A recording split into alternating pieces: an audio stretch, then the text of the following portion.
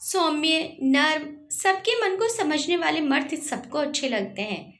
आज सुबह से ही मनीषा के हाथ बड़ी तेजी से काम कर रहे थे।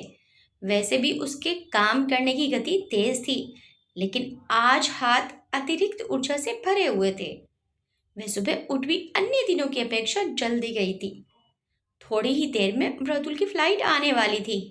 अजीत मृदुल को लेने एयरपोर्ट की ओर निकल चुके थे। मृदुल अजीत के बहुत अच्छे दोस्त हैं, लेकिन सिर्फ अजीत के ही क्यों?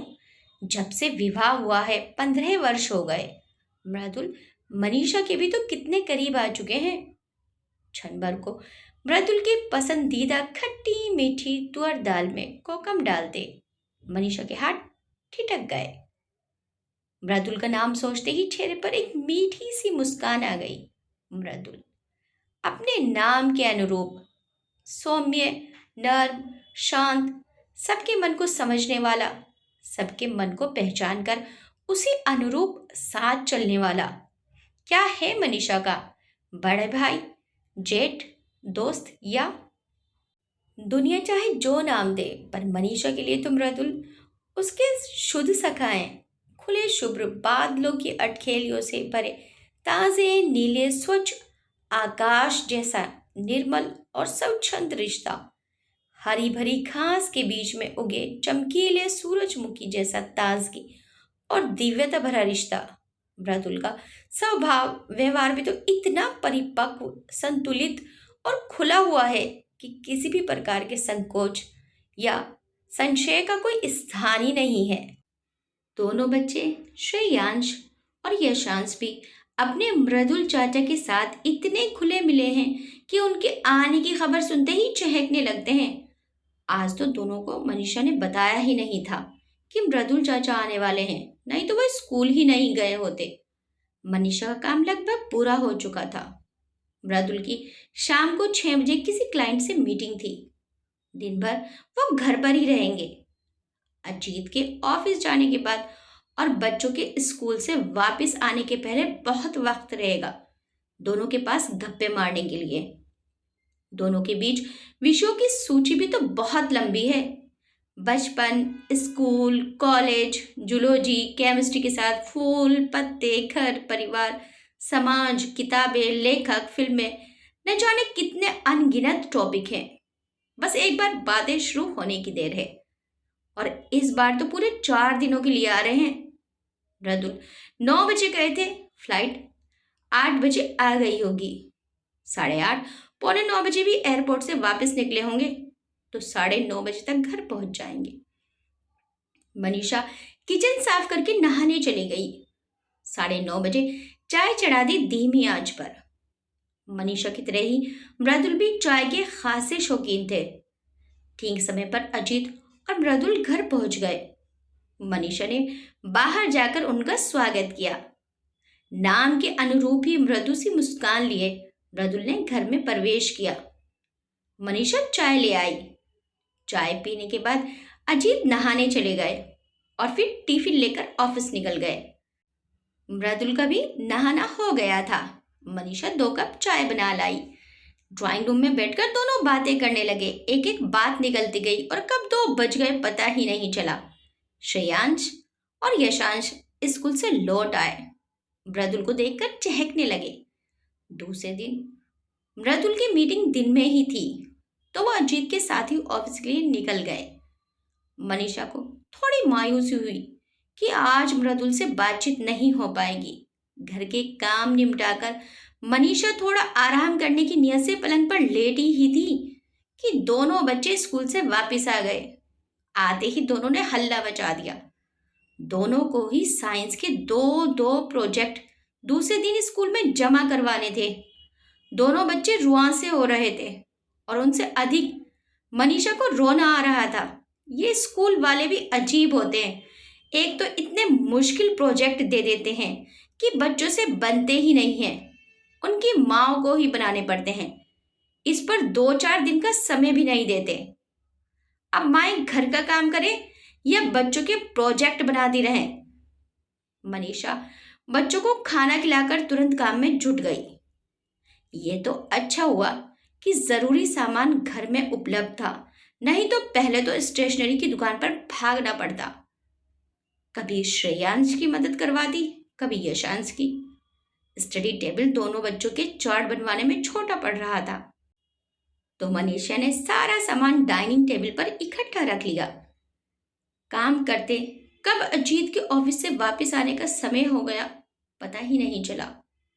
कार की आवाज सुनकर मनीषा की तंद्रा टूटी। शाम के 6 बज गए थे। अजीत और मृदुल वापस आ गए थे। ये क्या? घर में पैर रखते ही अजीत झल्लाकर बोले, घर में दो दो स्टडी टेबल हैं, फिर भी डाइनिंग टेबल पर ही तुम लोग पूरा फैला कर रखते हो। घर में कभी भी पैर रखो हमेशा फैला बिखरा ही रहता है। दोनों के प्रोजेक्ट स्टडी टेबल पर नहीं आ रहे थे तो यहाँ बैठ गई। कल ही जमा कराने हैं, तो इतना समय भी नहीं था कि एक एक कर दोनों को काम करवा देती। मनीषा उठते हुए बोली। अजीत कुछ और कड़वा बोलना चाह रहे थे कि मृदुल चहक कर बोले, अरे वाह, प्रोजेक्ट बनाने में तो बड़ा मजा आता है। बताओ क्या बनाना है, अभी बनवा देता हूँ। मनीषा, एक कप बढ़िया सी चाय पिला दो। दोनों बच्चों के चेहरे खिल गए। मनीषा भी चाय बनाने किचन में चली गई। मृदुल ने कड़वे होते माहौल को संभालकर तुरंत हल्का फुल्का बना दिया, वरना अजीत जाने कब तक चिक चिक करते रहते और मृदुल के सामने मनीषा को कितना अपमानजनक लगता। आजकल अजीत हर समय मनीषा के काम में मीन मैं ही निकालते रहते हैं। ये नहीं सोचते कि बड़े होते बच्चों के साथ एक औरत की जिम्मेदारियां भी बढ़ जाती हैं। मनीषा ने सबके लिए चाय बनाई। मृदुल बच्चों के प्रोजेक्ट तैयार करने में लगे हुए थे। मनीषा चैन से खाना बनाने लगी। खाना खाने के बाद मनीषा और मृदुल फिर बच्चों के काम में लग गए। थोड़ी देर बाद अजीत सोने चले गए। मनीषा और मृदुल ने बच्चों के साथ मस्ती मजाक करते करते कब सारे प्रोजेक्ट तैयार कर दिए, बच्चों को पता ही नहीं चला। यू आर ग्रेट चाचा जी, थैंक यू सो मच। दोनों बच्चे मृदुल के गले में बाहें डालकर झूल गए। चलो गुड नाइट, अब सो जाओ दोनों। मृदुल हंस दिए। बच्चे प्रसन्न मन से सोने चले गए। मनीषा बहुत खुश थी। कुछ लोगों का स्वभाव तनावपूर्ण वातावरण को भी सरल सहज बना देता है, कड़वाहट को भी मिठास में बदल देता है। अजीत के स्वभाव के कारण घर भर में एक बोझलता सी छाने लगती है। कुछ लोग होते हैं जिन्हें हर जगह बस नकारात्मकता और कमियां ढूंढते रहने की आदत होती है। ईश्वर के दिए 99 उपहारों पर प्रसन्न और संतुष्ट रहने की बजाय वे एक जो नहीं मिला उसके लिए रोने में अपना जीवन व्यर्थ गवा देते हैं। अजीत को देखकर भी मनीषा को कभी कभी ऐसा ही लगता है। जब तक वो घर में रहते हैं तब तक सब सहमे हुए रहते हैं कि कहीं कुछ गलत ना हो जाए, जबकि मृदुल कितना सरल है। हमेशा कहते हैं, अरे छोड़ो भी मनीषा, हर समय काम में लगी रहोगी तो जीवन में छोटी छोटी खुशियां उड़ जाएंगी। आओ बैठकर बातें करते हैं, ये लम्हे दोबारा लौटकर थोड़े ही आएंगे। मगर अजीत को इन लम्हों की कीमत का जरा भी अंदाजा नहीं है। मनीषा की आंखों की कोरे भीग गई। 2 दिन और बीत गए। मनीषा के जीवन में इन दिनों 2 धाराएं बह रही थी, बच्चों और मृदुल के साथ आनंद और उल्लास की धारा, तो वहीं दूसरी ओर अजीत की ओर से निरंतर अपमानित करते जाना। लेकिन फिर भी मृदुल के आने से मनीषा ही नहीं अजीत भी खुश थे। 2 दिन सब साथ में घूमने फिरने भी गए। समय बहुत अच्छा कटा। चौथे दिन बच्चों को स्कूल भेजकर मनीषा ने अपनी और मृदुल की चाय बनाई और दोनों बाहर बगीचे में आकर बैठ गए। अजीत अभी सो रहे थे। अजीत के स्वभाव का परिचय तो मृदुल को था ही। भरसक वो हर बार उसे समझा कर जाता था। इस बार भी उसने अजीत को काफी समझाया कि परिस्थितियां हर समय एक सी रहे ये आवश्यक नहीं। अब बच्चे बड़े हो गए, उनकी जरूरतें और पढ़ाई बढ़ गई है। अब मनीषा के लिए प्राथमिक कर्तव्य है दोनों बच्चों की देखभाल। अब अगर इस चक्कर में घर का कोई छोटा मोटा काम रह जाता है या मनीषा नजरअंदाज कर देती है तो अजीत को बुरा नहीं मानना चाहिए। रिश्तों में सामंजस्य स्थापित करके ही आनंद पूर्वक आगे बढ़ा जा सकता है। चाय का एक गरम घूंट भरते हुए मनीषा ने मुस्कुराकर मृदुल को देखा।